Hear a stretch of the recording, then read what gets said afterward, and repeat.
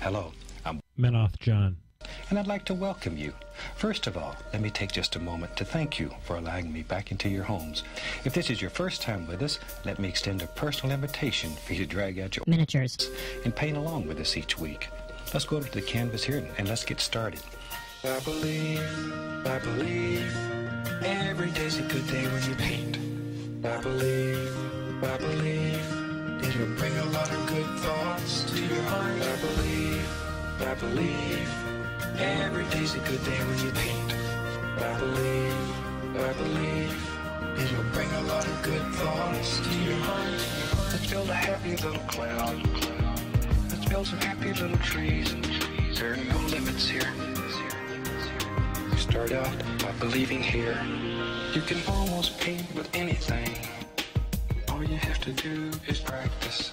There are no limits here. You start out by believing here. This is your world. You're the creator. This may be your world, but this is my damn podcast. Ladies and gentlemen, this is the Painting with Menoth John show, and you have turned into the finest of all possible 90 minutes of painting, frivolity, good times, and positivity. That's what we sell here. We give it to you for free. You know, John, we're going to sell you the whole damn internet, but you're only going to need this particular bandwidth. Ladies and gentlemen, of course, with me tonight is the co-host with the host, Mr. John Spencer. Say hello to the Brushheads, Mr. John Spencer. Hey, Brushheads. So, John, we had a minor hiccup with the internet on the way into tonight's show. We had the ever-popular OBS pooping all over itself for you to poop on. And so we're hoping that OBS was simply, shall we say, finicky, John. Hopefully. I hope it was just finicky. We're going to keep an eye on that magic kilobits per second number over there on the OBS, because when that turns black, you know, once you go black, it doesn't come back. That's OBS's phrase, because then we have to restart the stream, and then that makes for some, you know, I got to believe, John, somewhere out there, there's a brushhead who is setting up a wagering system on an over-under on how many minutes it'll be until the stream craps on itself. Well, next I'll have to start figuring out how long it'll be till my image freezes in the corner. Yeah, Seems like that's going all the time now. Exactly. And I've managed somehow to get you the chat room up here in the corner, so not only are they seeing you, they're also able to see the chat log going on. I don't know how to fix it. Frankly, I'm tired of trying to play around with it to get it to go away, because every time I fix your picture-in-picture, it just screws up the next time. So yeah, well, I wouldn't worry about it. They can't read a darn thing. It is too tiny. Oh, yeah, that's fine. So, hey, we have a beverage update here. John, what are you having this evening for our beverage? Did you? Well, I haven't been able to find any more of the cherry Dr. Pepper, so I'm doing cherry Coke with the cherry whiskey and, of course, a shot of Kraken. Well, there you go. I will, of course, start the evening out with a shot of Kraken, but then I'm going to move on to a very special beverage for the holidays, eggnog and rum in an Adepticon glass. Oh, shit. So that's how we're going to be rolling tonight. We've got 2 shots of some rum. It's not Kraken. I don't know what it is. It's off-brand. It's not that goddamn Roaring Dan's. I promise you that. So to all the brushheads out there who are enjoying us here this evening, raise a glass in fellowship to your fellow brushheads. Hey, Ron. Ron. So I got drunk on the last show, John. A little bit. Probably not going to do that tonight. Probably not. Probably a good call. Yeah, probably not going to do that. Got my son here tonight. Probably need to not get like that. Need to be a better example for today's youth.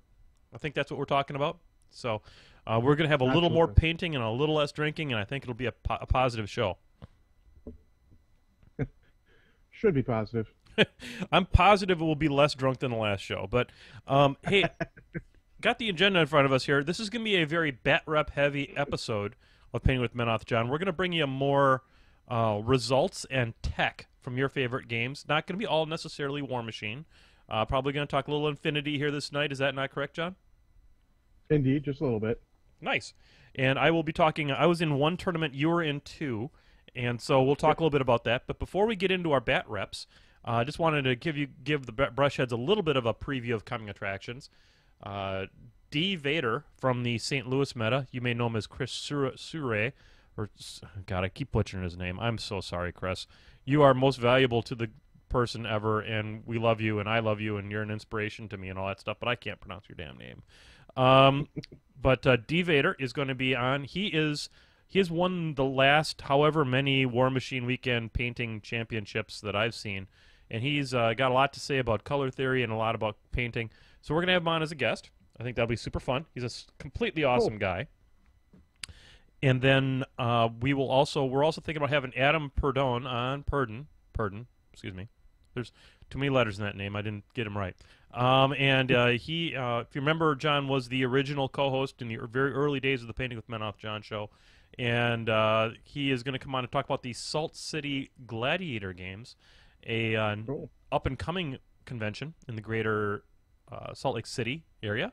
They do a lot of different games, not just Warmachine and Hordes, and then we like that. So we value diversity here on the Painting with Men Off John show. Absolutely. Mm-hmm. I would play more games if there was people who would play more games nearby me, but turns out that they either play that 40K game, which I'm not completely interested in playing.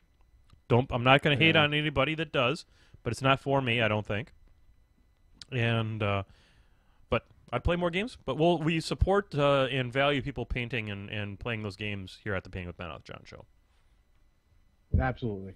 With that, I'm going to flip this over. I know you all enjoy watching my gray-ass hair and my grizzled beard and all that stuff, but I'm going to switch it on over here to the painting cam where you can see eggnog and you can see some rum.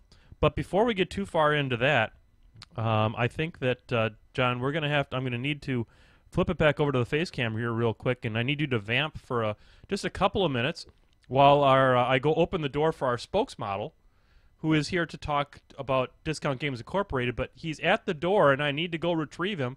I'll be right back, John. All right, well, I'm going to start talking about my Infinity tournament then. We'll do that and can slip the spokesmodel in the middle there. All right, so I played a little send-off for Infinity. With 3rd edition coming out, we decided to do a little send-off. We played all the what's called Dire Foes missions, which are little mission packs to come with a couple models, and then you get to download the cool mission rules from their website with the code. And one of the locals, Phil, has all of the terrain you would ever want. I mean, we only have about 3 tables worth locally in the store, and he's got another 7 himself or something. Mm-hmm. So he set up all that stuff and set up basically one table. We only had about 8 people show up. We had one table with each of the 5 Dire Foes missions, and the overall idea was to have everyone play each mission once. Well, spoiler, after the 4th round, I decided to tap out because new rules, a little swimming in my head from previews combined with just a fairly long day and wanting to do some other stuff made me unwilling to play the 5th round, but I did get 4 good games in.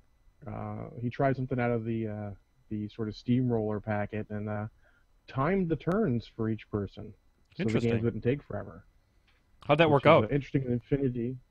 It worked out fairly well because it sort of gives you a balance between having really cool guys and having the biggest pool of guys you can fit in that.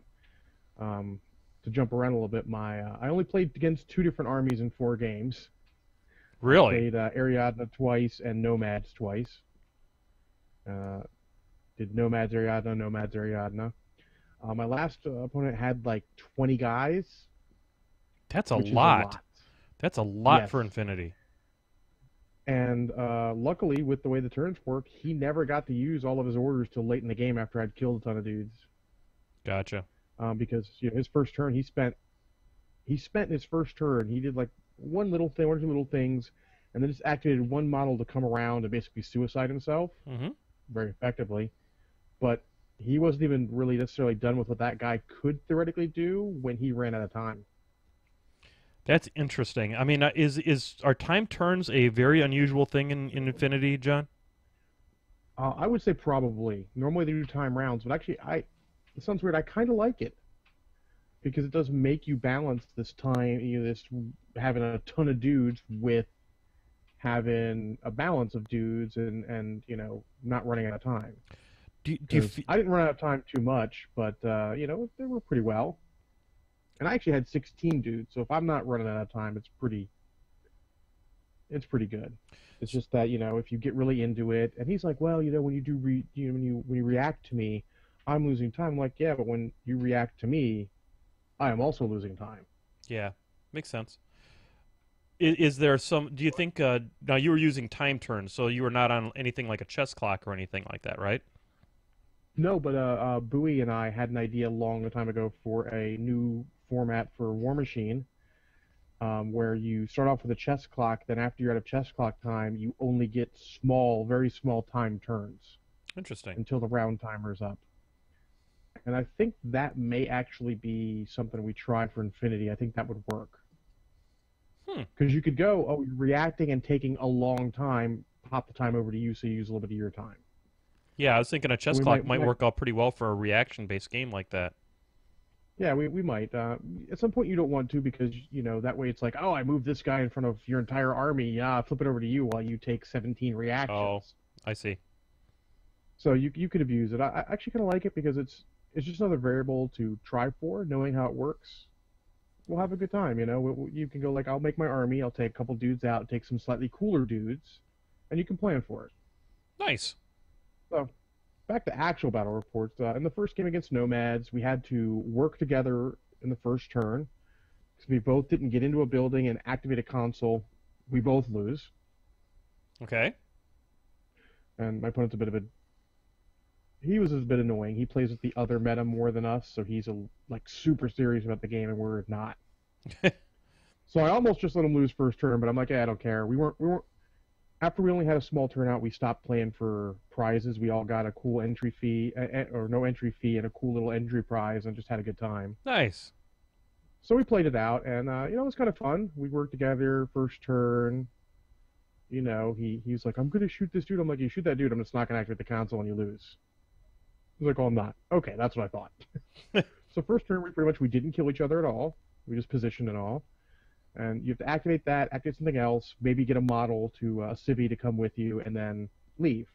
So we did that. He ended up winning, but I kind of felt he was going to. He's a much more experienced player and had some more interesting stuff. But it was a good time. Yep.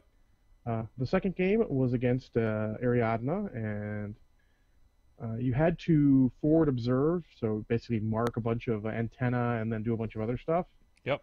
And I thought none of my lists had forward observers, so I figured, oh well, I can't do that part, so I'm just going to shoot everything in my path and maybe do the other stuff, because you don't have to forward observe, but that's the only way you get enough points. Got it. Well, it turns out I was so lucky that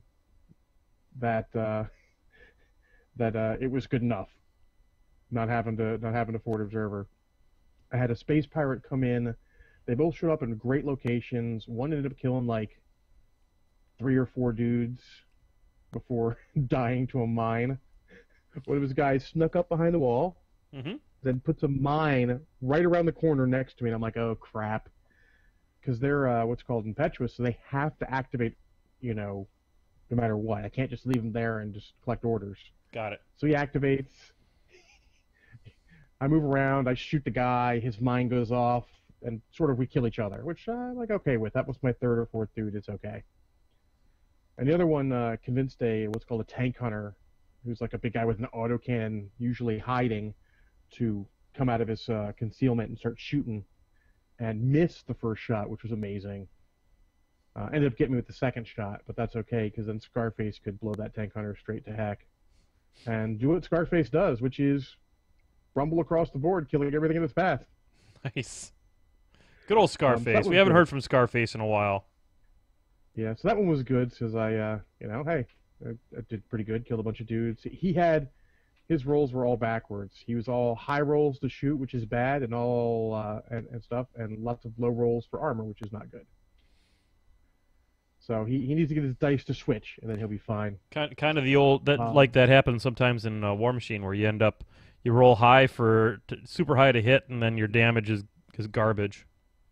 Yep. You get out of phase. Next game was against his kid playing Nomads, and the board was just really dense, Mm-hmm. and basically, this was the only one that had an attacker and a defender. Basically, a high-profile someone had ejected from a ship and crash landed, and he wanted to go and pick them up, and I wanted to go and kill them. Okay. Because I ended up being the attacker. So we do that, and he just didn't have good line of sight. My space parrot came on again and just did a bunch of work. And he just couldn't get any good line of fires. So I just, there was this one perfect line where I had my sniper rifle and my missile launcher in a line. His tag comes in, and I'm like, shoot the crap out of the tag. Yep. Get lucky and kill it. Then it's like another guy comes, shoots my sniper rifle. My sniper rifle, took a wound 3 times and went down, and then every time the doctor's there, get up, stop that. Nice. But that would end up a pretty rousing success in my favor, just because he couldn't get any line of fires.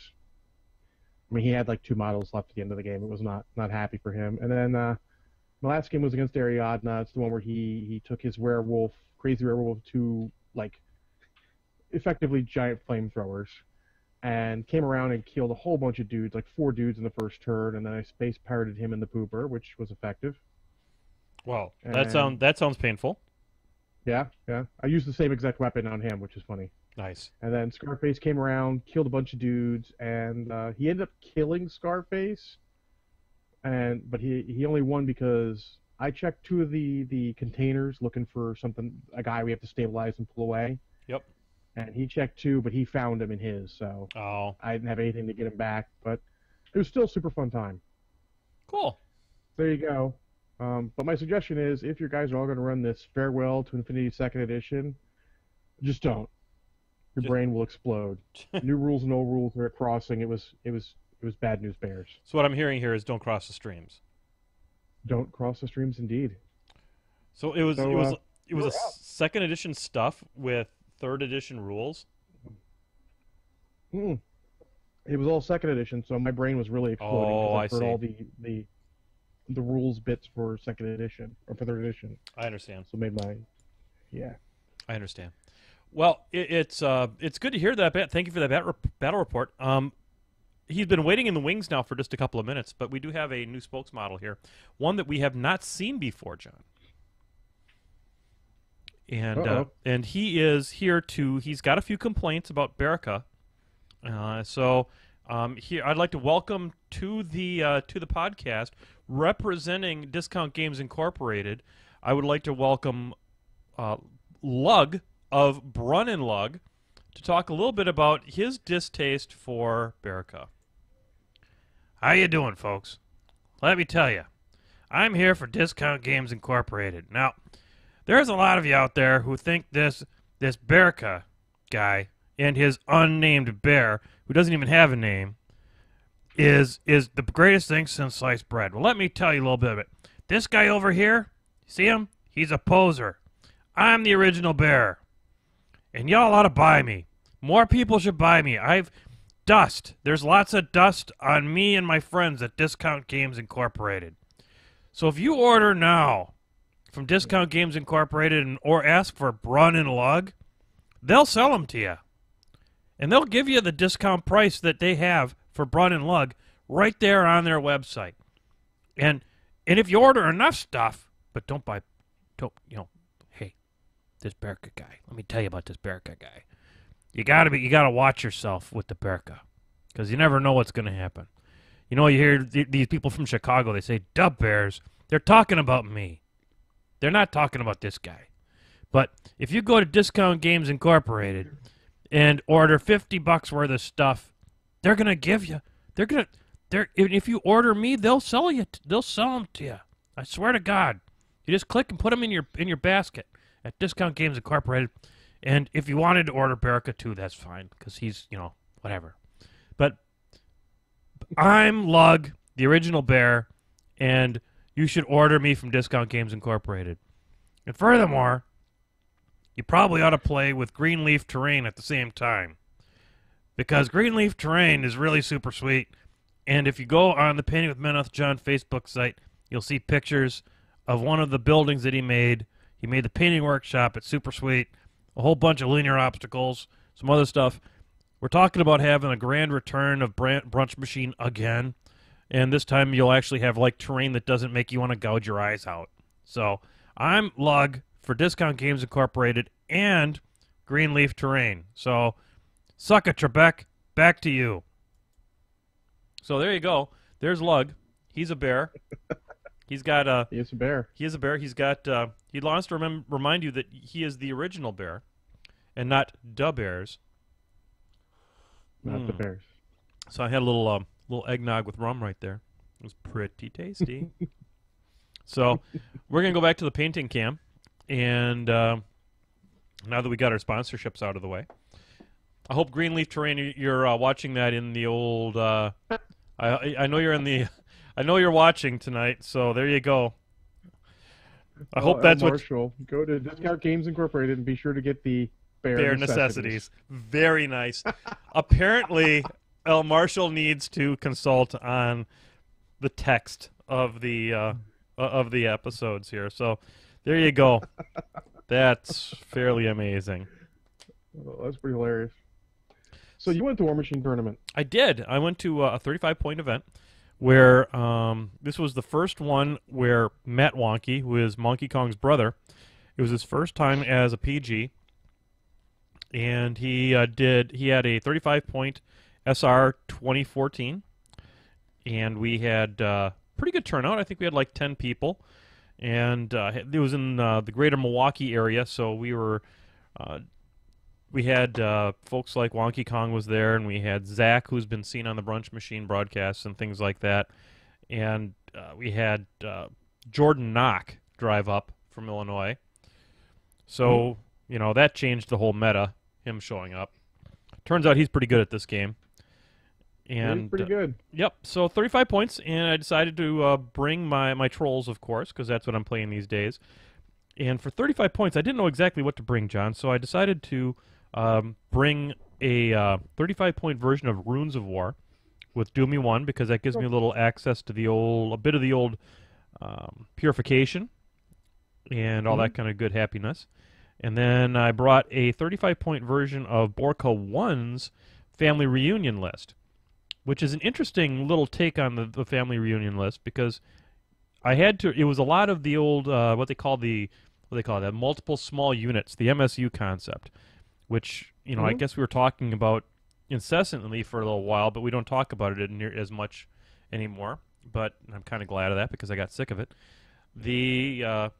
But what it has is two small units of champions, 2 champion heroes. It's got, let's see, what else does it have in it? It has, I had, for my beast loadout, I can't remember exactly what I had in that list, I guess.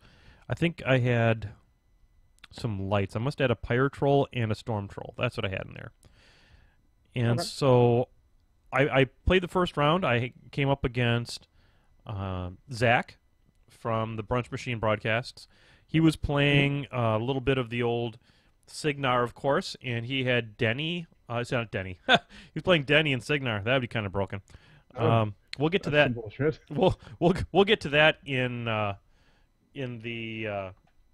Flippity Bloops. But he had let's see, he had Darius and he had Haley 1, and I had, so we got our scenarios and we put our stuff down, and he chose Darius and I chose Runes of War, and I went second. So Runes of War allows me to deploy 2 inches further up the board, and trolls that can get across the board fast equals trolls that are happy. And I managed to. It was a single rectangular zone in the middle, and ended up being able to kind of get in there. And he had a Storm Wall and a Storm Strider at 35 points.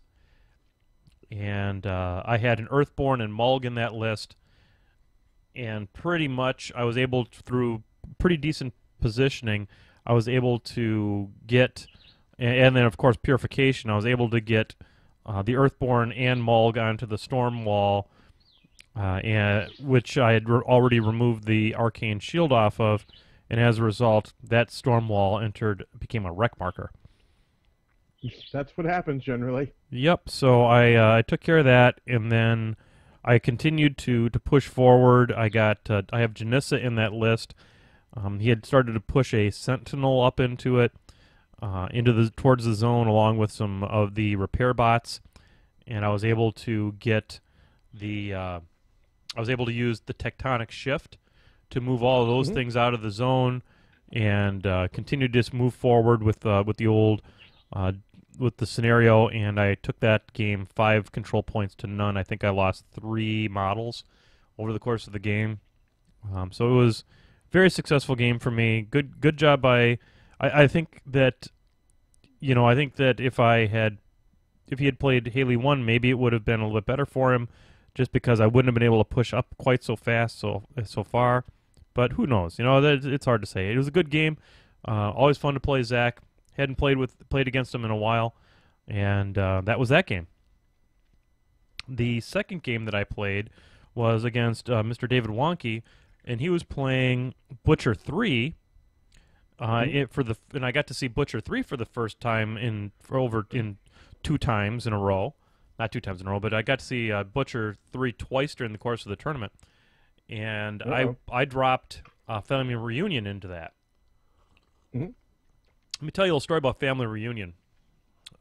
Defense, let's see, defense 17, armor 18, boom howlers with 4+ tough are kind of a thing. They are indeed a thing. I like that list a lot, and I'm probably going to play it a lot. There's a 50-point event coming up that there's every reason to believe that Family Reunion. I could go into that tournament playing Borka 1 and Borka 2, to be honest. And the champions, of course, do what champions do. They hit things real damn hard until they die. And it was an absolute nail biter. It was, of course, as usual with Borka, it's a slog fest. And we got down to Butcher 3 popped his feet earlier, and Butcher 3 got onto Borka, and Borka stumbling drunk right back into Butcher, but he survived it. Oh, snap. Yeah, he had to do a lot of histrionics to get over to where Borka was, and I ended up surviving it. And then trauma went loose on the Butcher, and that was all she wrote, because Butcher's a thing. I mean, Borka's a thing. So did real good. So I'm sitting 2-0, John, in a tournament. This is pretty amazing. And then I drew Jordan Knock, and probably don't have to tell you what happened next, but that didn't go real well for me. He was playing it looks like he's moving to Signar for a while. Okay. And so he was using this as sort of a test game for some of his list concepts. And he had Haley 1 and let's see, what was his, and Kane 1. And he dropped Kane 1 on me. I dropped, I dropped runes into it. And he proceeded to erase the better part of my army on Kane's feet turn. And then I just kind of fought the best I could, but he's running Kane with a ton of pirates. So he's got at 35 points he has the pirate boat without Hawk, and then behind the pirate boat sits Alexia. So all these pirates are dying, feeding Alexia, who then has 454 risen, who then goes up and takes out Mulg by herself. Yeah, that's kind of her thing. Yep. So there wasn't a lot I could do. I didn't have really a ranged game to speak of with that list, other than the rune shapers, and of course she's keeping her back long enough that I just never got a chance to really get into them. And Jordan plays a damn good game. He's a hell of a competitor and a hell of a Warmachine player, and I feel at least good about the fact that I gave Jordan at least something that felt kind of like a match. The last couple times that I played against him, I pretty much rolled over and played dead. And sort of peed down your leg and was all done. Oh God, yeah, it was just embarrassing. And then, but this was at least kind of sort of a game, and So I felt much better about that, and so we'll give it another try next time. And then the third round, I played against Butcher 3 again, a gentleman by the name of Jeff, and he dropped Butcher 3 into it with 2 units of Doom Reavers. So, John, what can't you do against Doom Reavers? What's kind of their big deal? Well, you can't cast spells on them. You're right. So, if given the chance to put down either Runes of War, which is essentially an entirely spell-based army, or the opposite, which is Family Reunion, which is almost completely a melee army, which would you have dropped into that matchup? Oh, probably Family Reunion. After he told you, by the way, I need to add that after he told me, I'm going to play Butcher 3, I dropped Runes. So mistakes were made. And mistakes were made, and I lost. And not only did I drop the wrong list, I lost the roll to go first, and I chose the wrong table edge because it was 3 flags. Oh. It was 3 flags, and I chose the side that had the house in between me and picking which side to go, and the wrong flag went away just to punish me a little bit more. And then all of a sudden I lost. So good competitor. I'm not blaming my mistakes for him winning, because if he doesn't execute well, then yeah, but it's always a part, Yep. So people play well all the time. I just assume, it's kind of a game sometimes of who makes the least mistakes, and he made less mistakes. It sounds like. He made less mistakes before the first die was rolled than I did. So, whatever. Good times. This was Matt's first as a PG. I don't know what I took because I lost in that game, but I ended up getting the participation award. So yay, participation! I was going, yay, participation. So I got a $10 gift certificate, which I used to pick up the Monsternomicon. So I've got the Monsternomicon now for the Iron Kingdoms role-playing game. Do you want to do your other battle report real quick before we roll into the Flippities and the bloops? Sure, we're a little low on Flippity bloops, so we can probably go a little over here. Do you hear that, Brushheads? We're a little low on Flippity bloops. You're not keeping up your end of the bargain here. Hey, it's okay. It's Christmas time, Bonzi's in freaking Hawaii. So yeah, he can suck it. He can suck it. Yeah, I wasn't going to say it like that, but... Oh, I will. So I played in Jan's Wreck the Halls event, which bounced around a little bit of formats and ended up being 50 points, 2 casters, battle group only. Nice. And I spent, the whole time, with Cindervale going, oh, who should I play? Should I play Kaya-2 and Mosar? Or should I do the Chromac and Grail combo? So went back and forth. He told me, a night ago, Friday night, that I should take the Kaya-2 and Mosar combo. So this morning when I woke up, took the shower, I called an audible to Rhett and brought Ron and Assyria. With his blessing, I showed him the list. He's like, I can't argue about. I can't argue with your idea.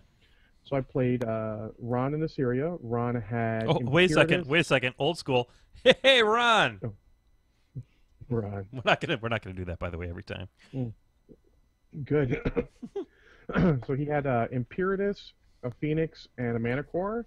And Assyria had a Hyperion, a Banshee, and a Aspis. Nice. I support that. So the only thing you do, you can kill the casters. There's still a scenario you can kill casters and you can win. But the only points that matter, you do get 5 point. The only points that matter are the points for killing jacks and beasts. Okay. He did decide that control points were worth 5 points each as jack or beast points. So that was something. So first thing, everyone gets paired up. And I get paired up against Matt Hennemeyer, who's one of our locals who plays Crix a lot. He's a really good player. We have great games. And he brought the Witch Coven and Exelon Texas. Well, you don't say. Which is pretty interesting. So we throw down... I throw Imperatus into Deathjack. I don't kill him because, hey, apparently Deathjack doesn't have a rear arc. No, he does not. So when I TK him around to the rear, I'm like, oh, that doesn't help at all. Nope. Oh, well. But he ends up using 2 of his monstrosities and 2 monstrosities and Death Jack to just kill Imperatus. Wow. So I'm okay with this. I end up killing Death Jack with a Phoenix. He ends up killing it with his monstrosities. The Banshee is, pinging away at some little jacks. His couple of his arc nodes and all. But it's basically not going great. He actually gets a Stalker on the Ron with 3 focus and doesn't kill him. Wow. Wow. Well, that Stalker only had 4 boxes left, and that boxes were right arm, left arm, movement, and Cortex. Oh, I hate those jacks.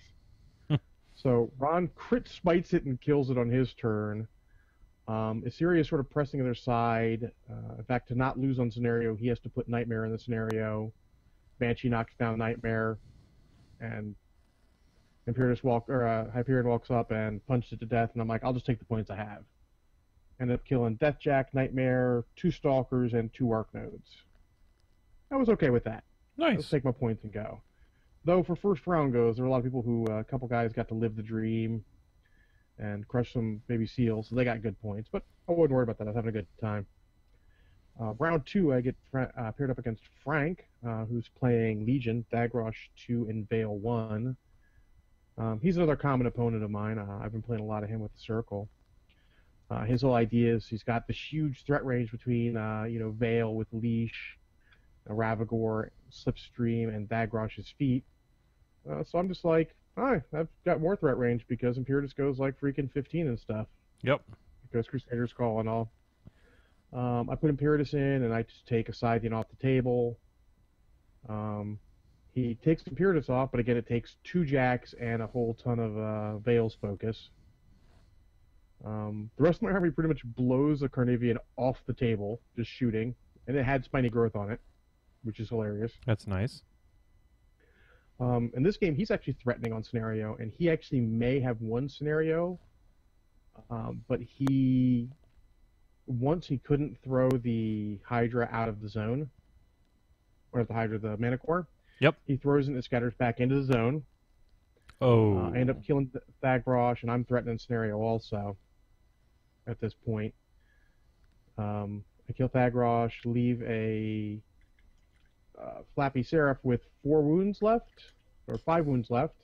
I do 4 with fire on my turn, but it's wild, so it didn't matter.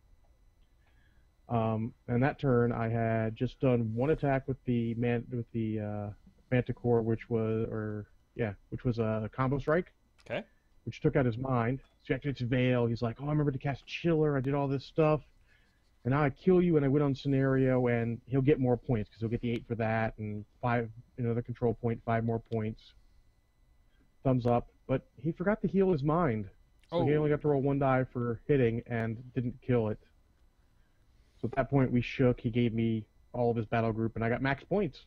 Yay! It was pretty fun, though. I mean, I should have been smarter about that zones and all, but I wasn't really paying attention. I'm like, kill stuff. The last game was the standout, and the reason you play stuff like this. I played against Ryan, who's playing Mercenaries. He had Gordon with a single Earthbreaker, and Bart with 2 Galleons. Holy cow. Yeah, so, and the 2 zones, it was outflank with the 2 zones, and there was a tower in the middle, and we sort of ring around that tower a whole bunch. We went back and forth. I blew a Basher off the table in 1 turn. Took half of the Earthbreaker off with just shooting on my feet turn because I forgot to cast Crusader's Call because I'm a dummy. So the Hyperion couldn't charge it. Yep. But ended up not being too bad. He did a bunch of damage, left my Banshee on 5 boxes. He took off the Mana Core, whatever. I gave him the Phoenix as I tried to kill Bart because I figured I'll leave Gordon alive, kill Bart, and kill the Galleons at my leisure, but that didn't work.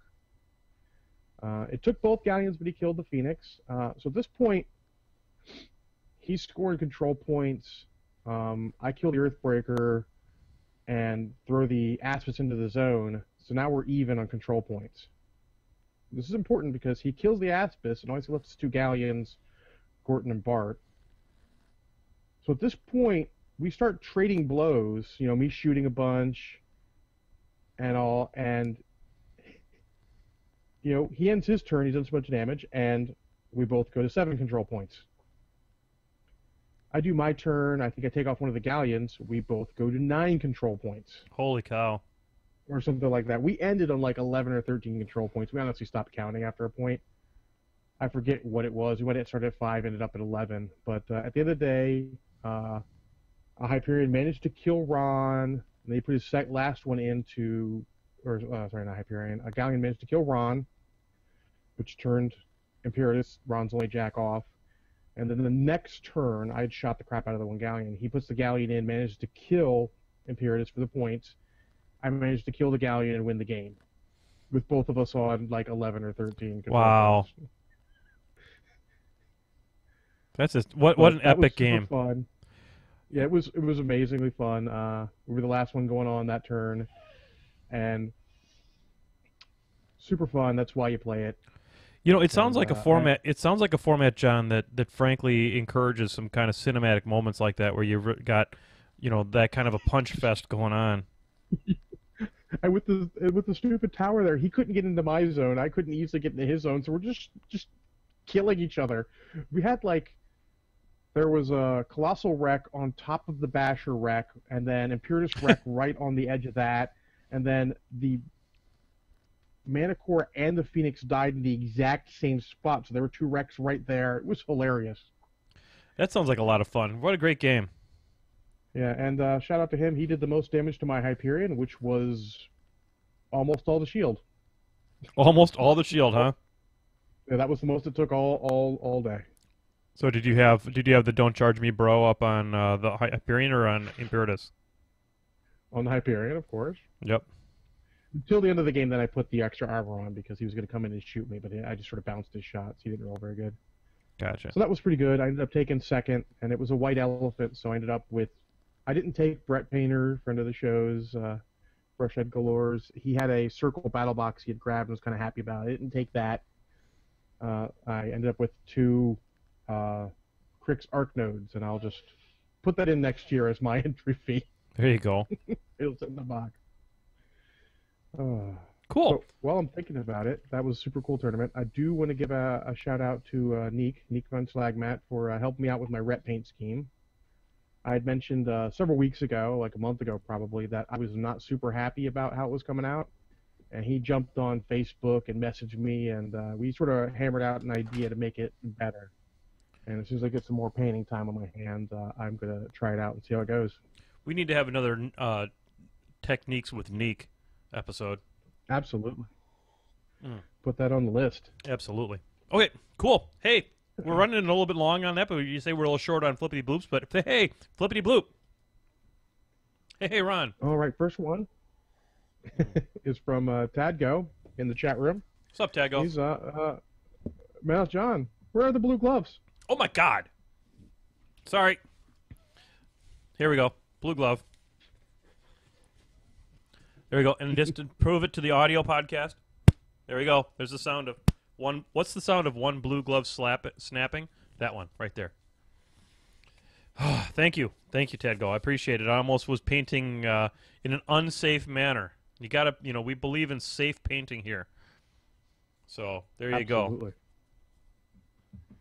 All right. Next one is from the cooler, Owen Shindell. He wants to know, what warlock from another faction would you want in your trolls? So that's a great question. I saw this picture come out, so it gave me a minute or two, but it only took me a minute or two to say, I want Sevi 1. I want an 8. Okay. I want an 8 Fury warlock that has Defender's Ward, Eye of Menoth, and has vision for the for all of the defensive shenanigans and deflection of the damage and stuff. I would take Sevi 1 in Trolls in a red hot second. I think anytime you have the ability to get a defensive or an armor buff or another defensive buff into the faction, you got to take it. So that's where I'd go. John, what do you think? What would you take? what caster would you take into pick one of your favorite factions and just pick it from there? Well, the easiest one to say is Syria, but I'm not going to go with that because I'm going to think a little more tech there. I'm going to go with Kaya too. Shadow Pack. Shadow Pack, Forced Evolution, Mm-hmm. and she gives them charge for free. Plus, her feat's pretty legit, and she's got Dogpile for extra threat range, something, while Circle may not always use it, Trolls will super like. Oh, yeah. I'll tell you what, there's nothing funnier in Trolls than when you get the old Lanissa Rissel out there and drop another 2 inches on top of the +3 on Doomy 2's feet. That's good. That's strong medicine right there. That reminds me to take a picture for the next Brushhead gallery of the Lanissa Rissel, not Brushhead, the Jason painted for me for my birthday. I'm going to tell you what, we haven't done a Brushhead gallery in a long time. I kind of lost our mojo, John. Yeah, it happens. I mean, you were busy. It happens. Man, I got to get back on the horse. For around New Year's, a big one around New Year's, maybe even extra long episode or something. That'd be super cool. So I want. This is going out to Ed. The picture on the screen right now is going out to Ed Defoe because I wanted him to see how Borka 2's coming along. I think he's coming along quite nicely. Yeah, he's turned out pretty slick. Anyway. All right. So next one is from, I'll read the whole thing. It's from Bonzi. He's like, well, in atonement for failing to provide quality Flippity bloops last week, I am pulling 2 from my private reserve. I've aged them well in an old oak wine barrel so they could have a nice fruity finish with strong overtones of troll and Kane fanboyism. Enjoy. Nice. The first one is, and I've thought about these two. So, okay, that's fine. You're walking through SeaTac Airport and a wild, chilly winter suddenly appears. Which Pokemon do you choose to battle him? Or do you just run away? Oh, I got the perfect one for him. Perfect. Okay. I saw this one too, and the Pokemon immediately sprung to mind. I'm dropping Snorlax because that guy is constantly asleep, and then getting cat whiskers drawn on him. So I'm going to go with a Snorlax. What are you dropping, John? Well, my first thought was is a shout out to another podcast. I would discharge my electric rat. Yeah.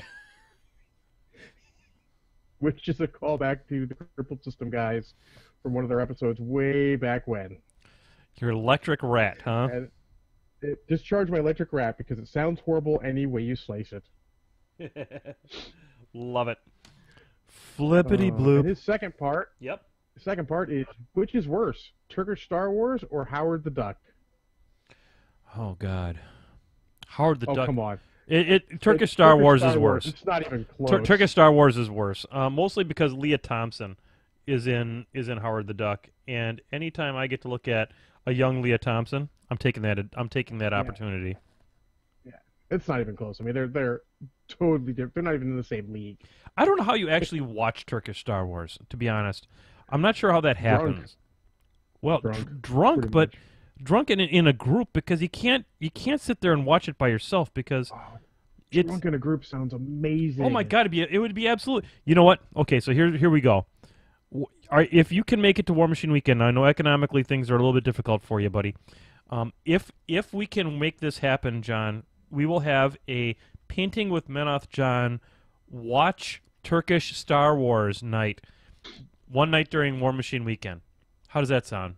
Oh, we got to record that. Holy crap, yeah. That sounds good. We will do it so I'll set up a camera with catching the reaction of everybody, and then what I'll do is I'll do a Mystery Science Theater thing on the bottom and just kind of have people like reacting to it and riffing on it. It'll be amazing. Absolutely. All right. So, next is Sean Colburn. He says, and more on this later, favorite Christmas movie, A Christmas Story, or National Lampoon's Christmas Vacation? You know, that's like making a choice between filet mignon and a T-bone steak. And I guess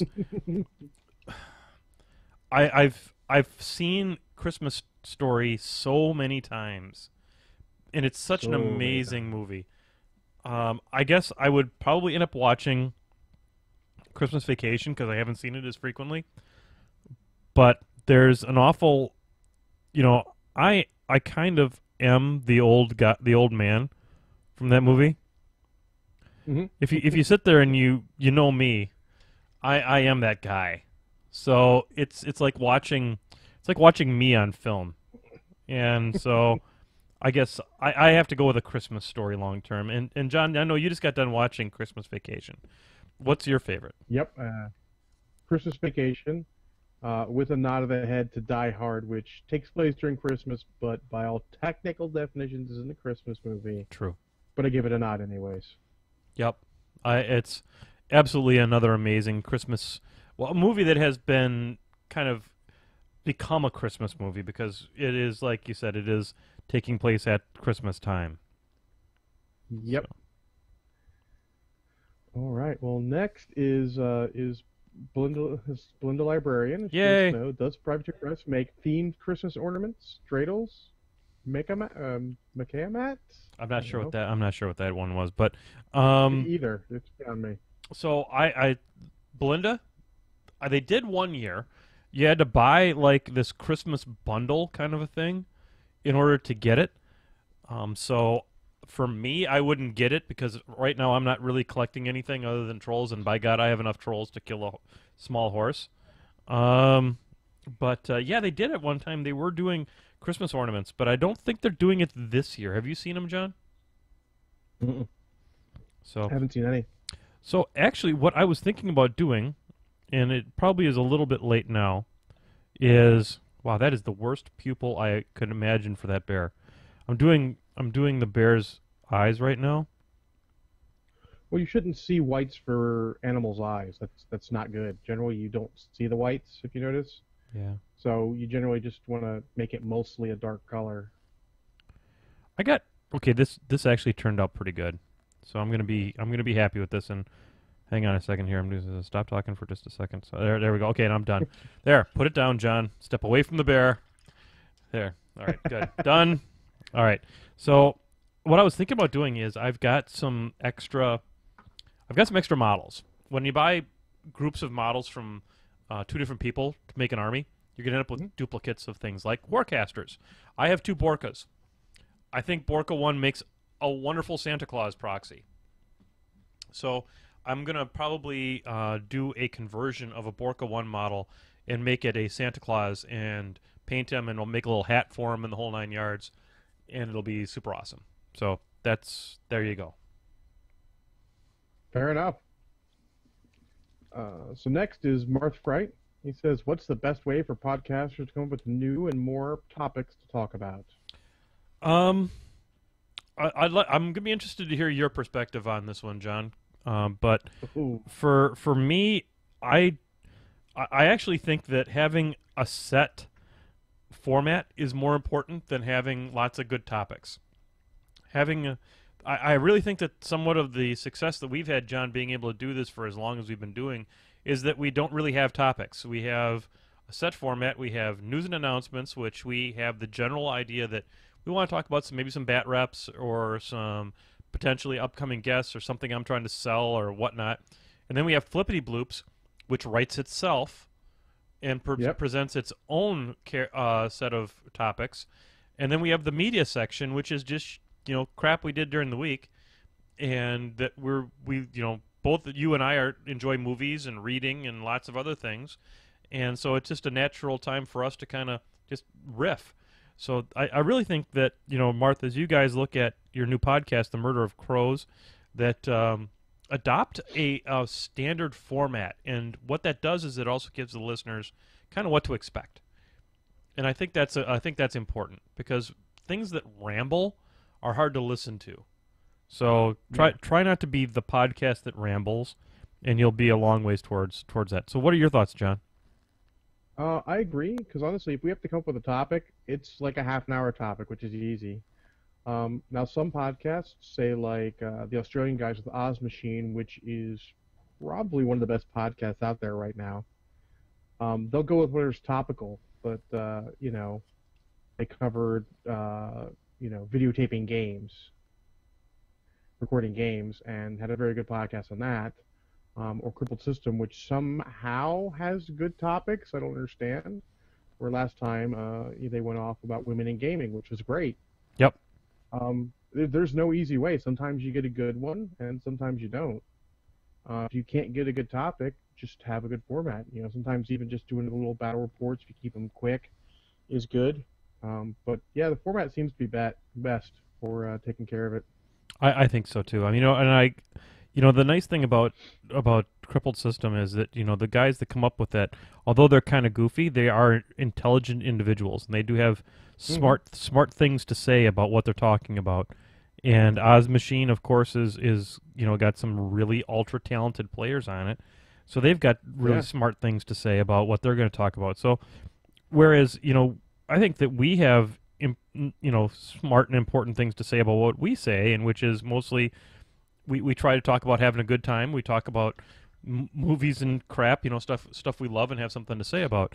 Yeah. Whereas we shy away from things we maybe have less to talk about. So there you go. Yeah, and that's sort of the key is make sure if you're going to have a topic and you talk about it beforehand, make sure you've got something to say. Do a little research. Like even some of the flippity bloops that seem silly, I'll do 10 or 15, depending on my day, how my day's going, 20 minutes of research. And heck, for the one Hallelujah question last week, I listened to like 4 or 5 videos, different versions of the song. Holy cow. Because I could. I forgot about that one. Much on a Sunday. I forgot how much I had to say about something I'd never listened to before. Yeah, so I mean, there you go. Just a little research on whatever. Just make sure you got something to say on it. And when it's time, when it seems like you're tapering off, go to your next feature. There you go. Exactly. So, big announcement. I'm going to, we were talking about Neek and all this kind of stuff. I'm actually going to the Netherlands for business right in January.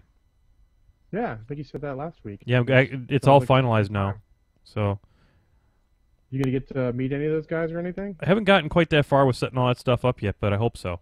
I got to get hold of Neek and see what he's doing. I know that he's taken a little bit of time off of his studies. He was unfortunately unable to land an internship he was looking for. But we'll keep the positivity burning for him on that. Absolutely. So yeah, hopefully I can get a chance while I'm in Amsterdam to meet some folks that are in that area who've heard my voice before, and of course Neek, major part of this show over the years with his contributions to it. So he's a great guy. So looking forward to. Work on a meetup so like people know where you're going to be and they can come say hi. Yeah, because Lord knows I'm not going to be able to find them because I'm a little scared about being in places I've never been before. So this is going to be really kind of an adventure. So if you're from the Netherlands, let me know. There you go. All right. Well, next we've got Boiling Point Bob, who drops 2 on us. One is what 3 changes would you like to see when and if Mark 3 drops? Okay. Should we take this one at a time? Yeah, one at a time. Go for it. I actually feel like that one, like Nathan Hoffman from Crippled System, makes the best case for what changes need to be done. Agreed. He's got hills need to be fixed to be consistent in how they work. Water features and amphibious, like his idea is water features need to be, it's like you can't shake if you're in them, and they're require amphibious to pathfinder through them, otherwise you don't pathfinder through them. And he had one other simple one. It's just simple stuff, because honestly the game is really good. Yeah, it's really solid. Mark II is such a good improvement. Everything else is just, one more I saw this at the tournament. Someone was playing High Reclaimer with a Reckoner. He had an Ash Cloud with a Reckoner in it, so you're -4 to hit, because even though they're the same damn thing, they're not called the same damn thing, so they stack.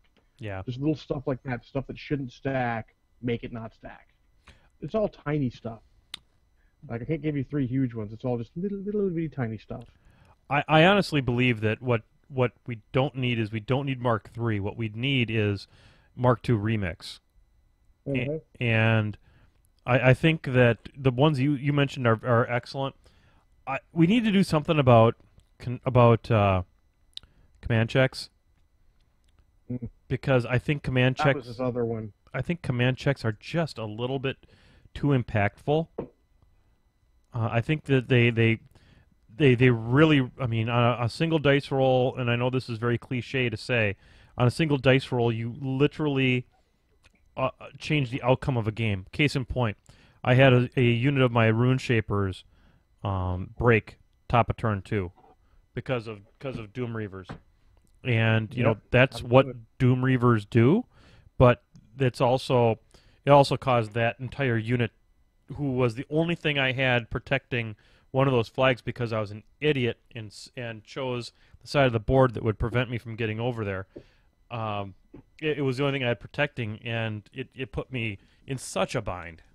So I guess along with the ones you mentioned were absolutely fabulous, John, but I would also add to that list something that I'm not a game designer. I'm certainly not David Carl, but something that would kind of help that a little bit would be super awesome.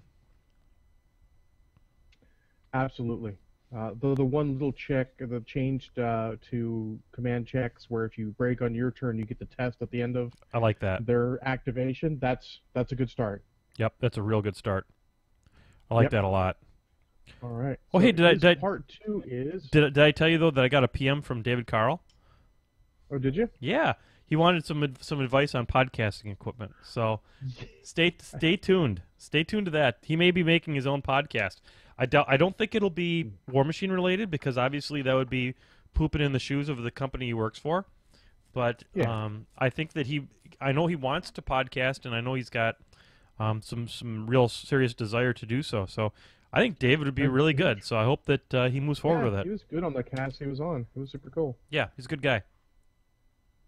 All right. His second part, Blowing Point Bob, is who is the sexiest character in the Iron Kingdoms? And he said, clue, it's not Genesis Stone type.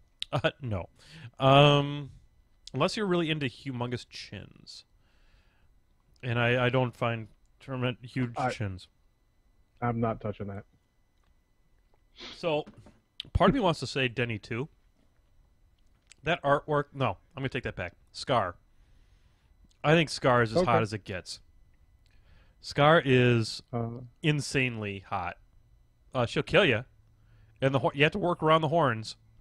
But once you get past that, you know, if you could talk her into like doing the Hellboy thing and just kind of chopping them bad boys off and grinding them down, man, I'm all in on that.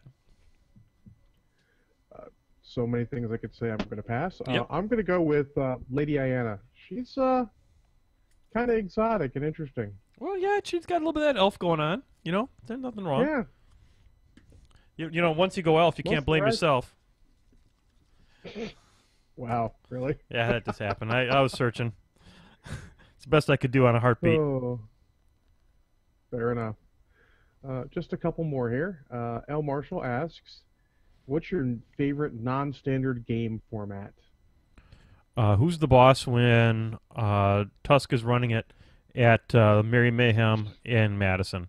So it's 50 points. So it's 50 points in charity? Yeah, 50 points in charity, and you can buy you buy all those re-rolls and all that kind of stuff, and all the money goes to an awesome charity, and people come out the better for it. The challenge system that exists at that one is as good as it gets, so you can call out people. I had Keith Christensen call me out one time at a Merry Mayhem. I think he just wanted to be able to raffle stomp somebody. But he played trolls into that and then got a defensive buff caster. So, armor buff caster, and he was playing trolls. So, you get stuff like that. And Tusky does a great job running it, and it's really the best version of Who's the Boss. Who's the Boss at cons is fun, but Who's the Boss in Madison in December for Merry Mayhems is really the best. So, that's my favorite non-standard version. What about yours, John? Well, we're still working on our Who's the Boss stuff, but as soon as we get it done, I'll let you know what my opinion of it. I'm actually going to go with Spell Draft. It looks like a hoot. I didn't get to play it, but I got to run it so I could steal the combos. It just looks like it's a super hoot. Maybe I can convince Bowie or the Squid to run the one we're having on a Sunday here in March or April. Looks like April, and maybe I get to play. That'd be super cool. I have not played in one. I know that Travis, Dark Legacy, I believe ran one in Milwaukee, but it's been so hard for me between being gone for work so frequently and stuff, and wanting to maximize my time with my kids and with Belinda. It's been very difficult for me to have that float to the priority level. It's not a matter of whether or not somebody would let me do it or anything like that.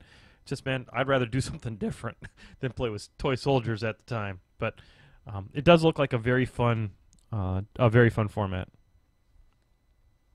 Yeah, it looked like it was super cool, and hopefully I get to play it.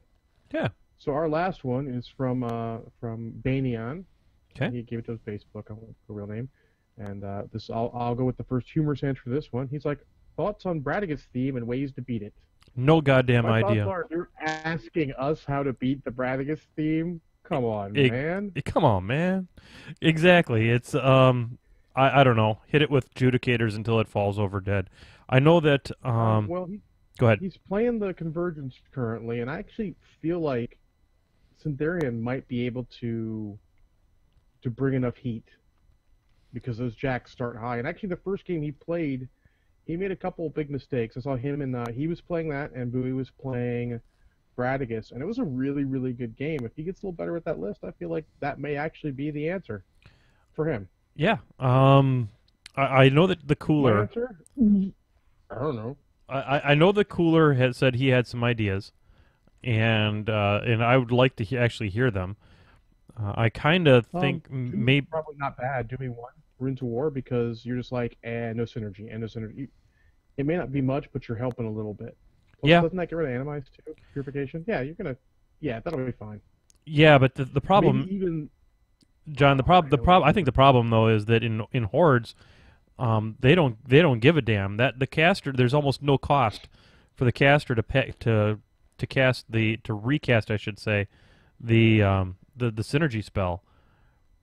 Oh no, because I feel like actually if you were to try and make maybe a meat mountain with Doomy 1 instead of one of the gristles as the core,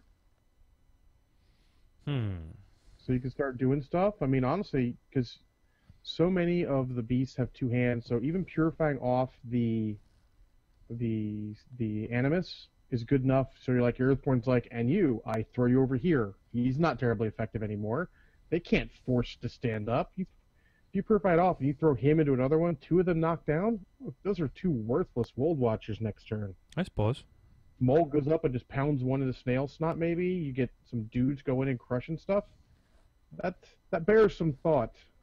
I wish I played Trolls so I could test out myself. But there you go. There's some text straight from the brain of John. Toss me a list, John. Toss me a list, and I will run it on Tuesday. Sure, I will Tuesday. Yeah. I got all the. I'll try to work on it. I got all the pieces parts. I promise you that. Give me one miserable meat mountain. All right, I'll try and get that done for you. All right, sounds good. And that was all the flippity bloops from today. Well, you know what? That's a good number of flippity bloops, John. Yeah. That was a really good. That was a good segment. Update. Yeah. I have finished my combo, and I am now just drinking IBC Black Cherry. Well, there you go. There's nothing wrong with that.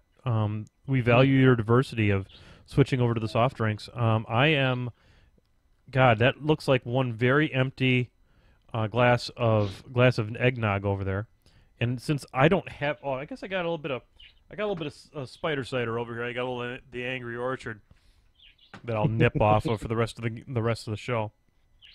I'll be careful. No, I'm just taking my time. No, I think I sound better than I did last week. I'm not completely. I'm not completely slurring my speech like I was last time. It was funny. I listened to it. I listened to the end part again just to catch up on it. To see the point where you went too far. And it was, God, it were a dramatic drop off too. I'll tell you what. Hit me like a ton of bricks. It did. Cam too, which was hilarious. Yeah, could not possibly paint even for another second. It's when painting with Menoth John became maintaining with Menoth John. All right, so we're into the media section. I guess I'll go. We'll give it the old half-hour hello here. So hey, Ron, with the crisp apple. Ron. Tasty. You know, I like Zosha's subtlety. I think that Zosha's subtlety is really what makes her a valued member of this community. If you want to know why I said that, you need to tune in on the Painting with Men Off John show and participate in the live stream, because I ain't going to say it. She definitely has my type of subtlety. She is subtle like a southbound train. So there you go. But we love her, and we're very happy for her current relationship status. It's very cute. It's very adorable, and I wish her all the best. So let's move on with someone just caught on to the fact that I've got 1.5 billion impalers. Yep, Nemlock. I'm not sure who that is. Yep. But hey, you know, if he's got them, he's going to paint them. I got 7 of them. And honestly, if you've got a bunch of the same beast or jack, paint them at the same time, because you know where the parts are and you're getting used to it. Even if you paint them a little differently, you'll see where all the different parts are, so you can catch them all at once. So you're not like, oh crap, I caught it on this 7th one that I painted a year after the rest, so I got to go back, find my other 6, and then paint this part I didn't realize earlier. Yeah, because let's face it, that's not going to happen. You're not going to go back, and then you've got one that you don't like later on. But yeah, I've got 7 of them.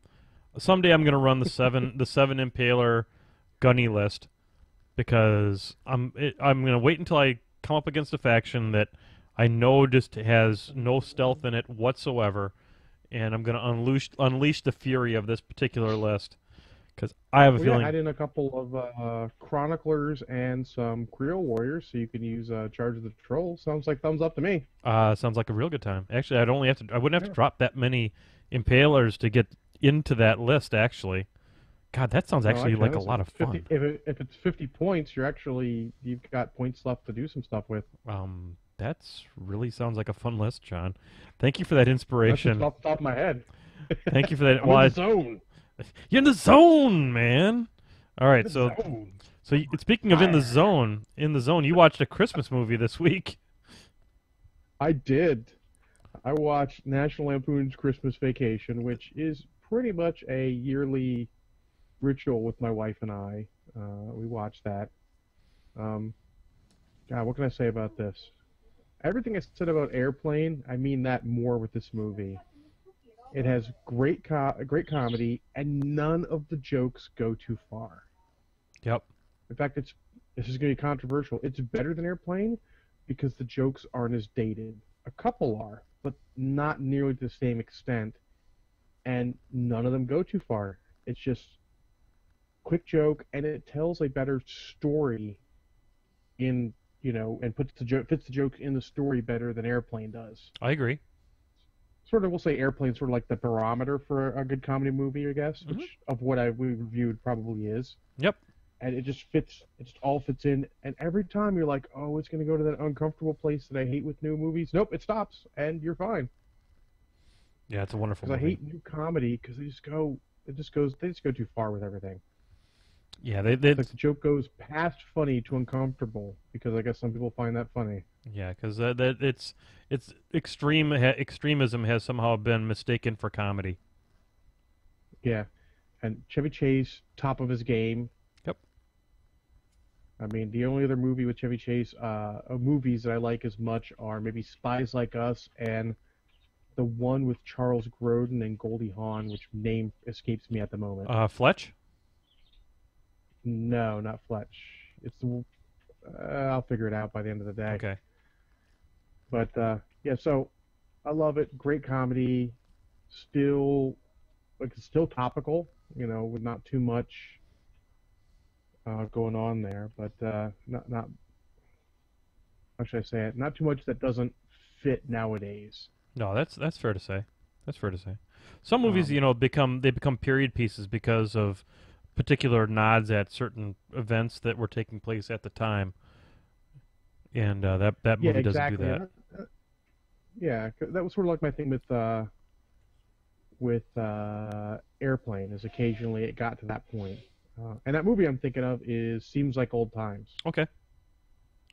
With Charles Grodin and Chevy Chase. But it's great. Every actor in it does a great job. They sort of stereotype, but it's hilarious. I'm going to go straight to rating here because, there's not much I can say without giving away all the jokes, and I don't want to give away any of the jokes. Randy Quaid is hilarious. As usual. And I'm going to give this 0 shots of Kraken, but you can drink as many as you like because it's a good comedy. There you go. But it's a straight 0 shots of Kraken. I think that part of what Airplane might struggle with these days is that it represents a kind of movie that doesn't exist anymore, from a parody standpoint.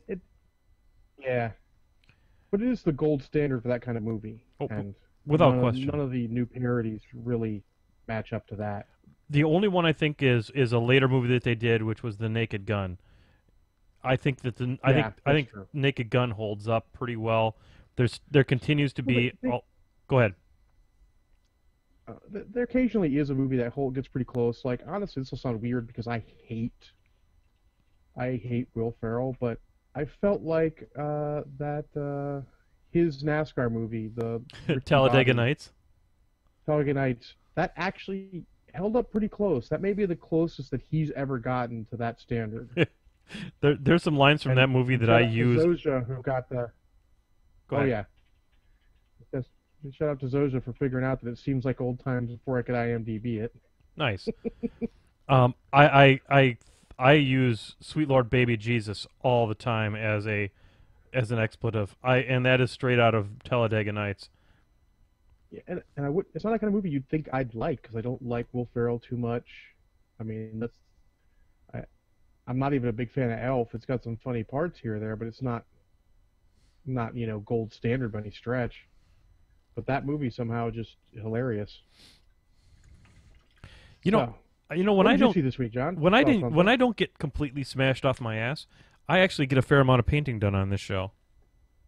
You do. Go figure. So I saw my favorite holiday movie, which is it's a Hugh Grant movie, which I'll probably take some flack from. But it is a wonderful movie called Love Actually.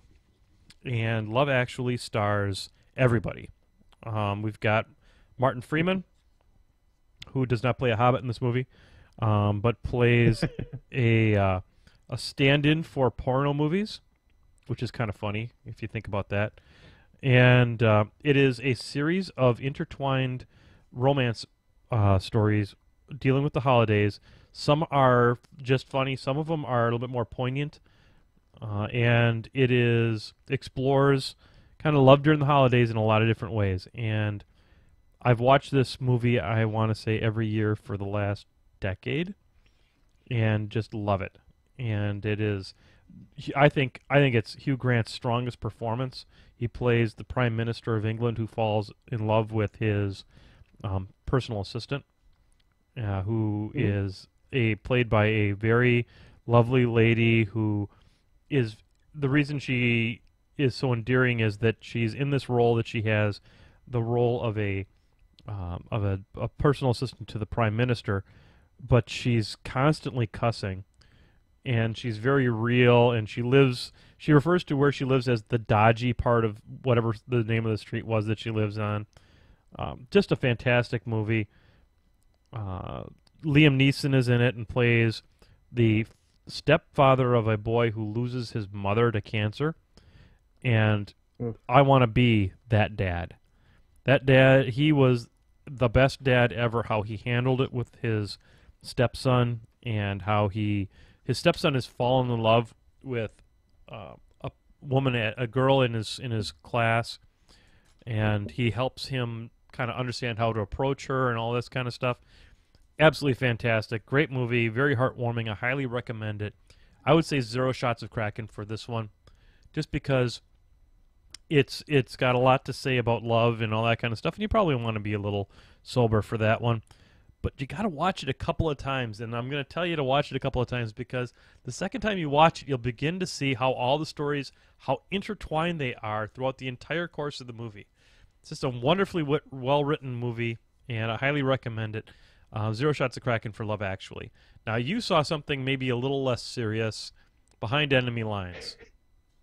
Yes, so this is years old, early 2000s. It's Owen Wilson and Gene Hackman in the starring roles. It's sort of a military action movie.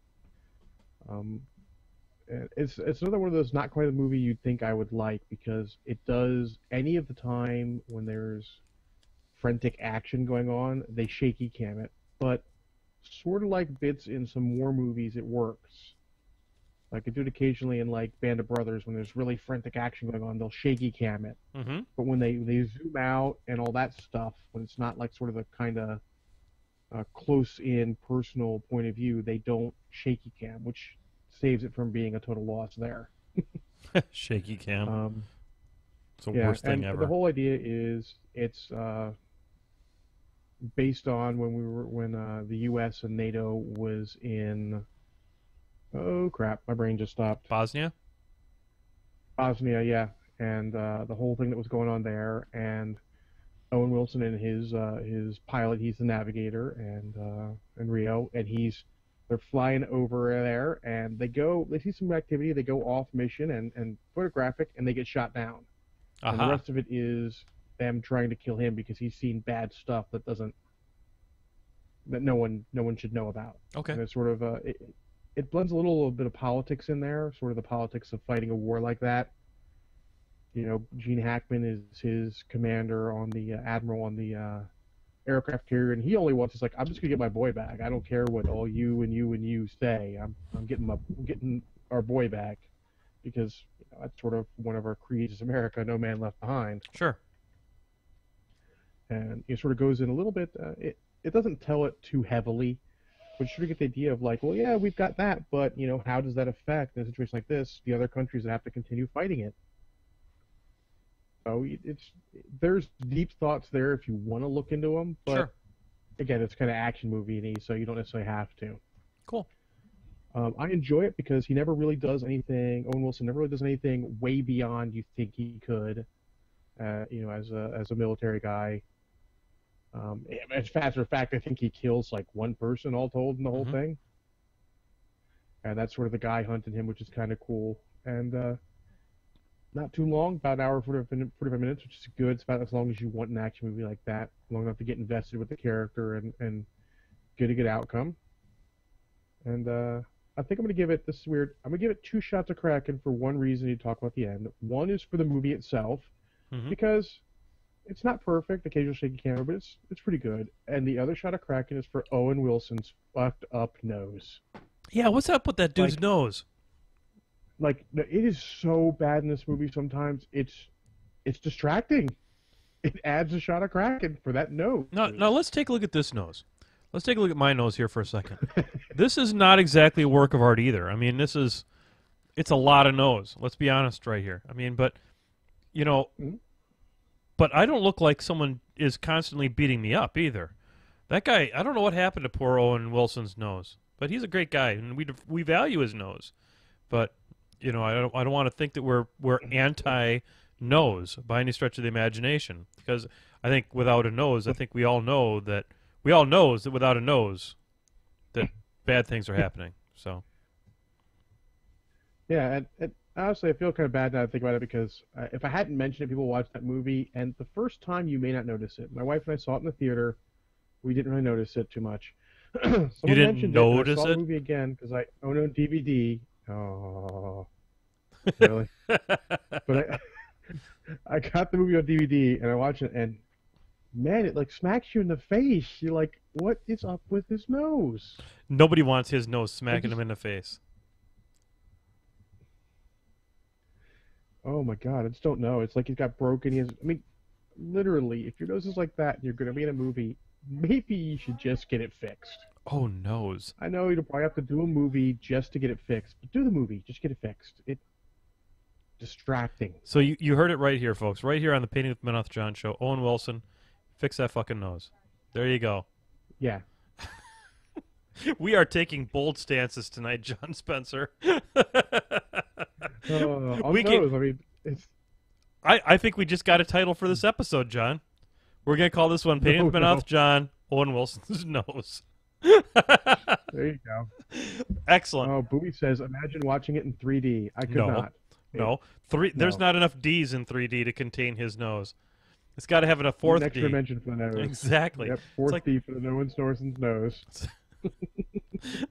That's great. Thank you. Thank you for getting us a signature for the show tonight. I'll do what I can. I'll just quickly talk about a movie that I've seen now probably 4 or 5 times. I don't even know how many times I've seen it. It is plot twist. He's actually Skeletor after plastic surgery. Boom! L. Marshall, I am awarding you on the show right now Epic Brushhead status. There you go. You got it.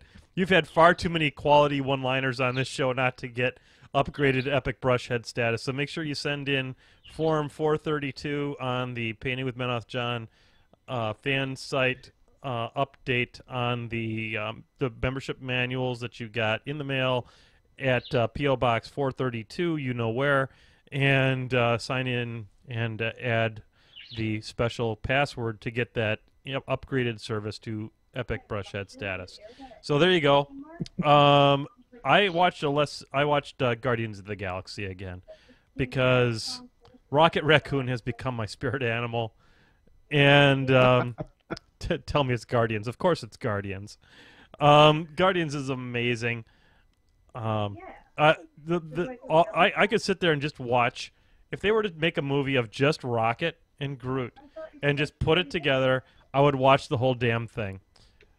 Because the on-screen chemistry between two people who don't really exist is amazing. Yep. So, you guys, if you don't own it on the Blu-ray or the DVDs or the streaming, just get out there and buy it. It's literally, I think I summed it up last night when I was watching it with Belinda Librarian. It's like, I was in the mood for a lighthearted, a really lighthearted Marvel movie, and that's what it is. It's very lighthearted. There's comic relief in all the other movies, but it is for me. I think it's that lightheartedness. It doesn't take itself all that seriously.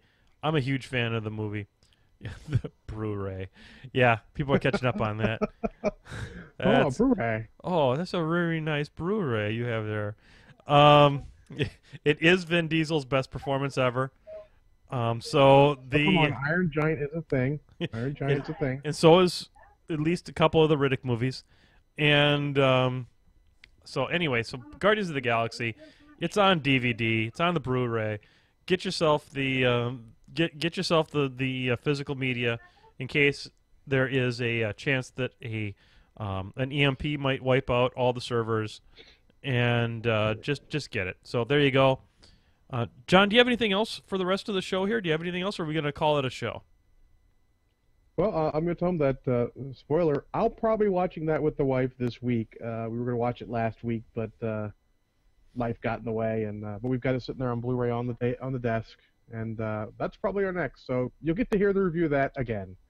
You didn't give it a shot of Kraken, but I'm going to imagine it's 0. Okay, L. Marshall just mentioned beating up the grass, which is a direct reference to a PewDiePie video. No, excuse me. That is actually a reference to Rocket, where he beats up the grass. So anyway, I'm sorry. I thought I was going to have to remove his frickin' epic brushhead status for having watched a PewDiePie video. So, but nope. Sure He gets to keep it. So yeah, you're making me beat up the grass. Anyway. So to the rest of you guys, I guess we'll just call it a show at this point. I'm gonna cue up the end music here because that's what makes life worth living. We'll get the old end music going here. There it is. Ah, yeah. You're watching Painting with Menoth, John, when we bring up the ending music here, which is, of course, the Bob Ross music from the show. I actually have it on a 2-hour loop, believe it or not.